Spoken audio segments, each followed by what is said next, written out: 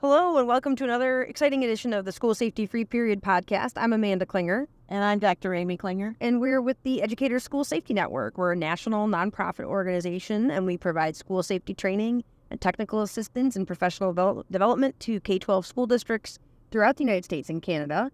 And then every once in a while, sometimes when we're in the car, like today, we have a slightly less serious, slightly less academic discussion. And it's this, our school safety free period. And today we've been doing a lot of really serious episodes lately, which is understandable. There's a lot of serious thing that, educators and school leaders are contending with. But it's summer. It is summer. And so we wanted to do an episode today where, when we give professional development and we do trainings, we have a lot of our PowerPoint slides have citations on them. We really pride ourselves on being based in evidence and based in best practices, not just war stories. Well, I heard this one time and that worked, so I'm going to do it too.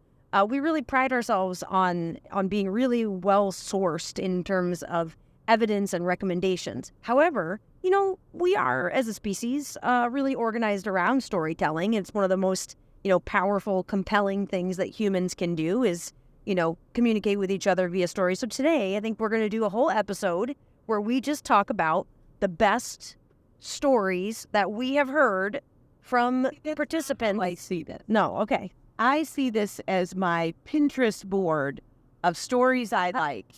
Okay. Like if you had, I have a Pinterest board of this is furniture I'd like to have in my living room or whatever. This is my Pinterest board of things people have told me that I like. So the organizing principle is stuff people have said that you like? Yeah. Okay. So sort of you do what you like. Okay. You do the better explanation you gave me.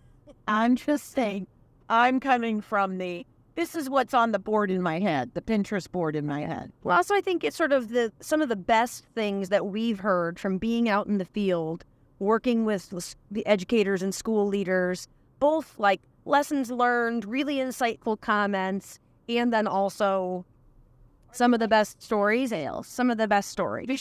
Fish tales. Fishing tales? Fish tales? You know what I mean? No, I don't. I caught this fish and it was 20 feet long. Well, it was really only 5. So we were flippers, but they're real. They're real. I was going to say, are you implying that this is falsehoods based either that we're lying or that the students or our participants were lying? No. I just am saying, in case you wonder if this is a whopper or a fishtail. Gotcha. Okay. Do you want to go first? Or you want me to go first? I'll go first because I've got the Pinterest board. So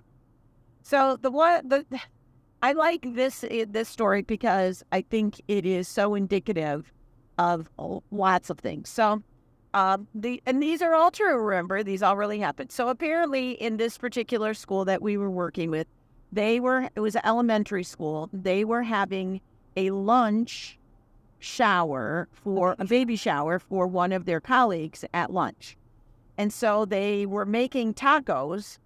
And something happened. So half the staff is in the teacher's lounge, and they're making tacos, and the other half of the staff is at lunch with the students, supervising the students and taking them out to recess. So they're making tacos, and something happens that they burn them all. I think they said one of the shells toaster fell down behind on fire. But anyways, so they end up with the smoke detector goes off, fire alarm goes off, and half the teachers in the teacher's lounge go, "Oh, we know why that is. We just burned all these tacos." And the other half of the teachers are going, "Oh my God, there's a fire. And where is everyone? Half of our faculty is missing and is in the burning building." So they get the kids out, and then they're like, "Where is everyone?"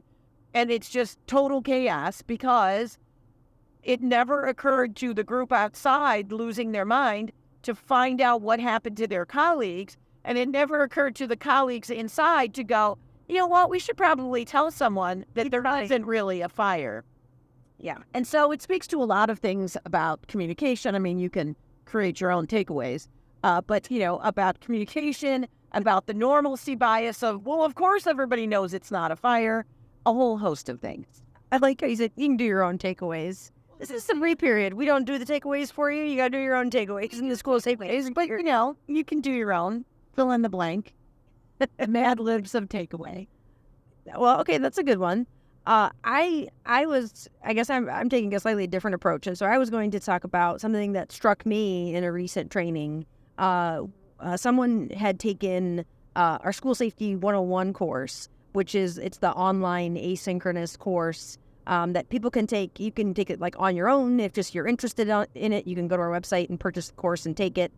This person had taken it as part of their program. They're getting a master's degree, seeking to become a school leader. And we partner with a number of different universities that incorporate this coursework into their requirements for folks who are seeking that degree. And this person had done that. And then we were, doing follow-up training, kind of talking about what they learned and what they talked about in the course. And this person was former law enforcement and then changed careers and is currently a high school teacher and now is getting a master's degree to become a school leader. What if they're listening? You gave so much information. And we thought they were very nice. And he was really nice and had a great beard. I mean, I'm getting to the point where I'm going to say something nice about him. So we were talking about takeaways from School Safety 101, ways that you're thinking differently, things that they observed, so on and so on. And he said that, he used to, during the change of class, he used to supervise by just kind of like hanging out right by his door, and that he didn't really like the teacher whose door was right next to his. And so, not even names. Then maybe he did like him. Maybe just that day he didn't. Anyway, but was not in the habit. You didn't really say. Maybe, but he was just in the habit of paying attention, being, present and engaged and paying attention to students during the change of classes, but they were just standing right there up against their door. And they said that after taking School Safety 101, where we talk about strategic supervision and some of the different strategies for improving supervision in schools, that as a test, he decided to just take a couple of little steps out into the very middle of the hallway, and he reported how he was so struck by what a difference that made. For himself with his own lines of sight of how much more he could see down the hallway, how much more he was accessible to students. And then the other thing that he said really struck him was that he had kids who started out by going, Mr. So-and-so, why are you standing in the middle of the hall, sort of perplexed. But they took their face out of their phone to engage with him and to talk with him, and that he was able to really changed the way that he was building relationships with students that were maybe not his students because he was just seeing them in the change of class. And he also said that he actually had a young man, a student, that he had to walk to class because the kid was late to class because they had struck up a conversation as a result of this teacher standing in the middle of the hallway. And so I think it really speaks to the sort of operational safety of how different it is really to be in the middle of the hallway, but then also that climate and culture piece that we always talk about, that we want to make sure that we are purposefully engaging in practices that will develop relationships with our students. What I really liked about his comment was that he started out going, I didn't think this would make that much of it. I didn't think it was that big of a deal. I didn't really think that it was that, a significant of a thing. And then really saw that change. Yeah. All right, you got another one? Well, the other one that I was thinking about was, this was a few years ago. We had someone talk to us. I don't even remember the context, that she came up and talked to us after a presentation. And she was talking about how they had a situation in I think it was a middle school, I'm pretty sure, where they had in a separate building, but on the same campus, but in a building further away, was the bus garage. And they had a problem with the electrical panel in the bus garage, that it was smoking. And so the custodian walked into the office of the middle school, walked up to the counter, and said something to the administrative assistant about the electrical panel smoking, but we've got it taken care of. We're taking care of it, or something like that. And there was a frequent flyer there who was sitting, a student sitting there waiting for whatever it is that ends you up in the office, who heard the comment about, but we're not evacuating or doing anything. It's on fire, but we're not. It's smoking, but we're not. His mom, and said, the school is on fire, but they refuse to evacuate. They're not letting us out. And this person was telling us how within somewhere around 12 minutes, they had like 28 different people in the office, parent-wise, demanding that the school be evacuated and save their child from the fire that wasn't even in that building, that was somewhere else. And of course, again, make your own takeaway, or the takeaways of the power of social media and or sharing and or whatever. But also the one that I think is always interesting that frankly we don't talk about enough is this whole idea that many educators have, or people that work in schools,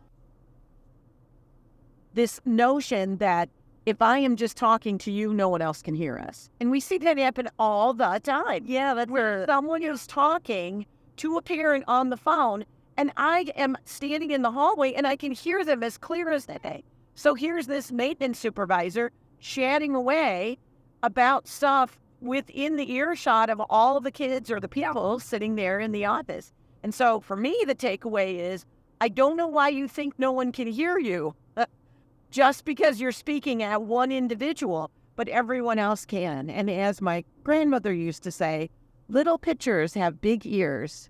You get little pitchers, like pouring a pitcher. Yeah. Little pitchers have big ears, meaning kids are listening. People are always listening. And that's what she always would say when you don't talk about things in front of the kids, which I guess is an antiquated notion because apparently now we talk about everything in front of everybody. But I think that is the real takeaway, is you think no one can hear you making those discussions. And we hear this a lot when we have people talking about, FERPA violations, and we can't do this and we can't do that. And my response is, your FERPA violation is happening when your two teachers are standing in the hallway loudly talking about the problems with this kid on an IEP and what we should do, and et cetera, et cetera. So that's, I think, your takeaway there.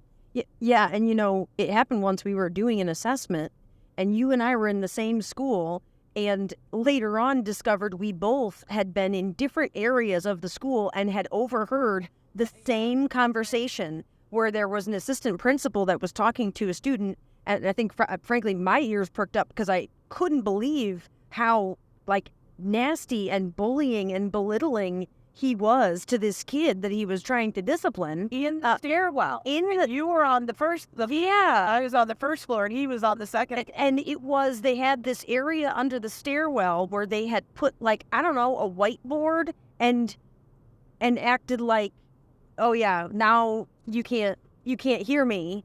But yeah, I think people really underestimate how much their conversations and different things can be heard quite clearly. And that's something that I think is where we would sing that song. Oh, what song? Hush, hush, voice scary. There's a throwback for you. Yeah. Wow. I'm going to have to... you meme or something to say with it, then it would be really good. But. I'm going to have to put a pin in that, and going to have to ask you when we're done with this podcast about the little pitchers have big ears, because I definitely don't understand what that reference is and is the little kid the pitcher, and so later. Big ears, they're listening to everything you say. And they're little pitchers because you're filling them up with water. You see, I don't understand. That's what people say. That's an idiom I've never heard before. Well, maybe a podcast on idioms. We're really branching out. We're doing school safety and idioms. That's the new theme here. Safety idioms. There's a fairy idioms? Go ahead. Well, so you're just assigning me my favorite things to talk about now. So the bear in the swimming pool, you may have heard, we've probably talked about it on this podcast before. We were out west and we were doing a training and we were talking about the importance when we're in a crisis event or when we're talking about school safety, that FEMA and DHS, really recommends against using codes. And actually, if you're a school that receives federal funding, technically you're not supposed to be using codes at all. And this is kind of this is a pretty old way of approaching this, where instead of saying, folks, we're in a lockdown level 2, we have a non-custodial parent in the 4th grade wing, that sort of plain language where we are not inciting panic with the announcement, but we are just stating the facts so that people can act appropriately. Before we got to that point, it was very much in vogue to say codes. So when I was in high school, the code for lockdown was Mary Locke to bring your folder to the main office. I went to an all-girls high school, so Mary Locke was supposed to bring her folder to the office, and that's how we were supposedly supposed to know that we were in lockdown. Remember the one school we went to? Their code was the pink Cadillac in the parking lot has its lights on. Yes. That meant lock. That meant lockdown. But the bear in the swimming pool is when we were out west. The code for this school was that there's a bear in the swimming pool. And the reason that you don't have codes is because one time they did have a bear in the swimming pool and they couldn't announce it because they thought it would incite panic, people thinking that there was an active shooter because there was a bear in the swimming pool, which is like such an oddly specific. I mean, I guess you could also have a pink Cadillac could really happen. I mean, back in the day, there was a department store that their paging for security was, Mr. Jordan, please go to China. And China was the China department, which now there is no China department. And I can remember as a young, smart aleck high schooler thinking that was the funniest thing I'd ever heard, that Mr. Jordan was supposed to go to China. So, yeah, codes don't work. They don't work very well for us. Paging Mr. Morrow, Mr. Tom Morrow. Okay, well, so that's a good one. So you assigned me one to talk about. So do you have another one? I don't think so. I think I've made my point. You can draw your own conclusions. I've made my own points. That's it. I'm thinking of other idioms for the next episode. I was going to say one that someone was talking about recently that I thought was really interesting. We had a couple different conversations with a couple of different folks about increasing student disclosures and what does that look like. And, schools are in kind of a really tough spot with, we want to put an end to tattling, right? Because we want to be able to have school and not just full-time tattles.